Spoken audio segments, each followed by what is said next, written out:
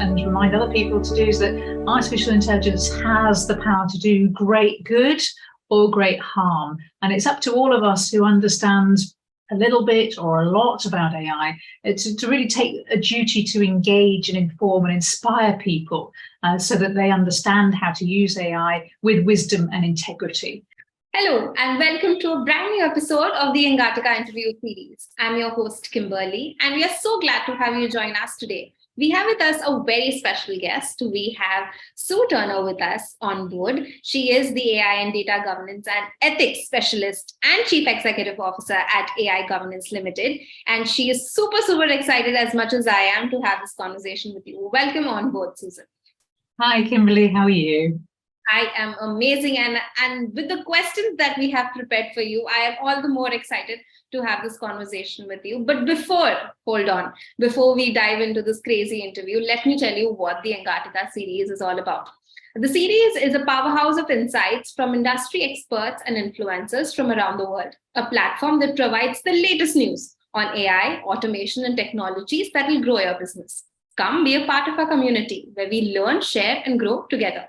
Well, diving into my first question for you, Susan, and I'm sure this is the most common question, and I'm sure you're going to have a fresh perspective to this. And here it is: artificial intelligence. Beyond the hype and beyond the very constructive and very definitive definition of AI, beyond this hype, beyond all of this, what is the reality of artificial intelligence?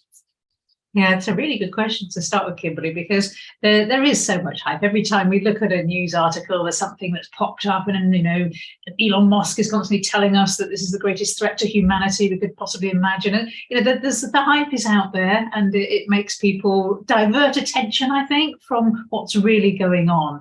And as anybody who's dug under the hood, as it were, looked under the hood of what AI is really about, knows it is incredibly powerful when we can find hidden patterns in large amounts of data, and when we can use these tools and technologies to enable us to predict, to personalize, and to automate what really is useful to us as organizations. And there's some wonderful examples. We've seen examples of companies figuring out who their next high spending customers are going to be, and which inventory they're keeping as stock they're never actually going to use, so they can sell that and free up space, and which employees are most likely to leave, what are the most effective ways to keep your employees and retain the ones that you really want. But of course, the real trick with artificial intelligence is it can't function where there's no pattern. So if we look at accidents in the workplace, and I've done quite a bit of work around this whole area of safety at work, if there's no pattern and things are just random chance, then artificial intelligence isn't going to help us reduce accidents. Add to that the many ethical pitfalls that we've got around artificial intelligence. And I've done, lots of studies looking at how ready boards are, how ready organizations are to make those difficult ethical decisions.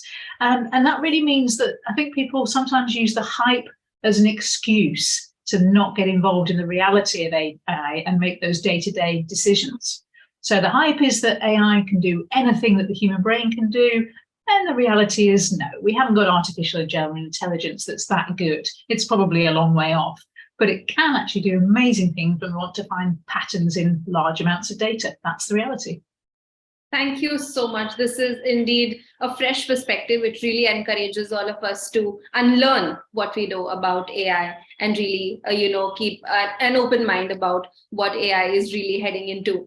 My second question for you is how to turn the S in the ESG, that is the environmental, social, and governance, into a meaningful and social impact along with AI and technology. Yeah, so in a previous life, before I set up the company AI Governance, I was chief executive of a charity, a community foundation that's all about making impact on society. And I had lots of conversations with really interesting business leaders, leading tech companies, talking to them about how they could improve their social impact. And frankly, it's the thing that gets left behind. I call the S in ESG standing for sadly neglected too often. It's the thing that gets left behind as businesses concentrate on making a profit, being well run, the environment increasingly, and the S bit, well, they make token gestures. So I brought together a group of business leaders from tech companies and a group of philanthropists, people who thought really positively about making that sort of social change, and had a really good discussion with them about how we could harness the power of technology and the positivity of philanthropy to have those positive impacts on society. And what we found actually was that people were really too invested in their own particular interests. So if you're a tech company, then you're thinking, well, how can we use our particular tech gadget to do good? Rather than turning it around and saying, what does society actually need us to do? What are the problems in our community or the wide span that we're looking at that we really ought to address? So in that session, when I brought the technology leaders and the philanthropists together, I also seeded the room with people who were from disadvantaged communities. So a tech company leader would stand up and say, we've got this marvelous app that we've created that's going to be brilliant for helping young people with their mental health. Great, and I'm not knocking it, that's a really good idea. But then somebody from the community would stand up and say, yeah, that's really good, but we're actually trying to help people and young people who can't afford data. So they're never going to be able to use your app because they haven't got the money to have the data to use the phone to access your app.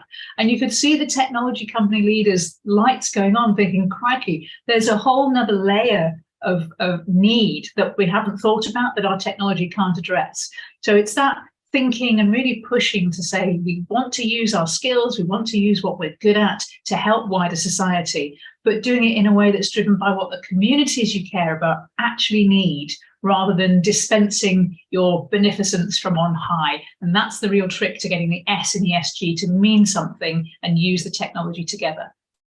Thank you so much. So it was really a new way of thinking. And it was actually funny, but when you said S is like sadly neglected, it is actually the sad truth. And I feel the conversation that you had with these leaders really was a brainstorming session where everyone really took a step back and then had new opinions further. Thank you so much. My next question to you is, can philanthropy and technology combine to close the digital divide? And I'm sure this is something that a lot of our audience wants to know, and a better person than you to explain this to us. Yeah, so the last in-person event I ran before COVID really hit, so it was a dinner back in February 2020, bringing together business leaders, technology experts, community leaders, and talking just to see, could we really use technology and money to achieve positive societal impact? And the key thing there was not about just doing projects because they sounded nice to do, but to be really thinking about how do we do systems change? If there's a problem in society, there's something systemic behind it, just putting a sticking plaster on it and solving the symptoms doesn't actually solve for the problem that's there in the first place. So what I always encourage people to do is to think about the problems that you want to address, problems like the digital divide, from the point of view of trying to get rid of the problem completely. So rather than just saying there's a digital divide, we accept it's there, how do we get more laptops in the hands of young people or more data in the hands of people who have newly arrived in our country and don't speak English as a first language? That's plastering over, sticking a plaster on the issue, rather than saying, how did the issue get there in the first place? So that is the real trick that I think technology can be really helpful with, if we actually think about designing for everybody. So rather than saying, I've designed or I'm going to design a new tool, a new technique, an app, or whatever it might be, and I'm going to make lots of money out of it because this core of people, 60% of people, 40% of people, whatever, are going to buy it and it's all going to be wonderful. If we can actually sort of say, now that's just perpetuating the digital divide, how do I design my system, my process, whatever it is, so that 100% of people can use it? And that might be people who've got different abilities. So maybe somebody whose sight is different, or the way their brains work is different, or their hands, or whatever it is. If we think about everybody being able to use the technology that we're so keen on, that gives us a really different mindset to solving problems like digital divide. You still get to tackle the low-hanging fruit and do the easy things for that core in the middle who want you to do things, but you're also helping everybody else. And that's something I really encourage tech leaders to do, to think about everybody rather than just the core that they want to make lots of money out of. Thank you so much. This was really very insightful. How can we ensure that the data used to train and operate AI systems is actually accurate, representative, and unbiased? That's so tricky. I've been in conversation a lot lately with members of the House of Lords in the UK Parliament, and I actually presented to the all-party parliamentary group on AI recently. And there we were having a really good discussion about bias, and particularly in financial services. One of my roles is I'm a non-executive director of a financial services business, and there's a new bill coming through the UK Parliament, which is all about the financial services market. And so the proposition being discussed was that we should have something in that regulation, new legislation, saying that we had to have no bias. And I pointed out to the regulators that actually it doesn't work like that. There's always bias. Because to have no bias, it means that we're basically dealing with all the population, the whole universe that we're trying to represent.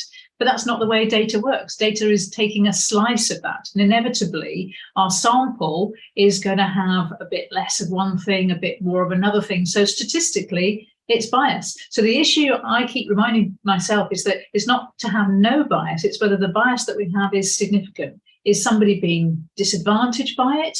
Is there a problem that's caused by not really understanding or having the data represent the whole population that we're trying to deal with? So I think that's a key thing for all of us, whether we're data scientists or designers, technologies, user experience people, whatever we're doing, to look out for those instances of bias and think about how it impacts our model, think about how it's going to impact the outcomes that we're trying to reach, and then collaborate and consult with people who come from diverse perspectives, who've got different views of the world, so that we understand how we're impacting them so much better. So long answer, Kimberly, but the short version is we can't get rid of the bias, but we can think differently about how it occurs, how it impacts on people, and what we do to design around that. Thank you for giving us this fresh perspective on, but actually you're right when you really say that, bias cannot be eliminated, but definitely you can take a look at how it is impacting. Right. So that was something new that I am also going to take personally, and I'm going to really think about it. So thank you so much for this amazing interview. Your insights were crazy amazing. Are there any other sound bites you'd like to leave with our audience? I think the main thing that I always remind myself and remind other people to do is that artificial intelligence has the power to do great good or great harm. And it's up to all of us who understand a little bit or a lot about AI, to really take a duty to engage and inform and inspire people so that they understand how to use AI with wisdom and integrity. And that's the key. Using it, relatively simple, using it with wisdom and integrity, incredibly difficult. And we'll never solve that. We'll never have all the answers. But so long as we are taking our responsibility really seriously to think about that wisdom and integrity piece, then we'll make the world a better place. We'll do less harm and we'll do more good. And surely that's what we all want to do. Yes, thank you. Thank you so much. Thank you so much for your insight. Thank you so much for your time, Susan. Thank you. Thank you so much, everyone, for joining in. For more content, subscribe to Engati and tap the bell icon so you get access to exclusive content coming from thought leaders from around the globe. Thank you for tuning in. We'll see you with a new expert soon. Bye-bye.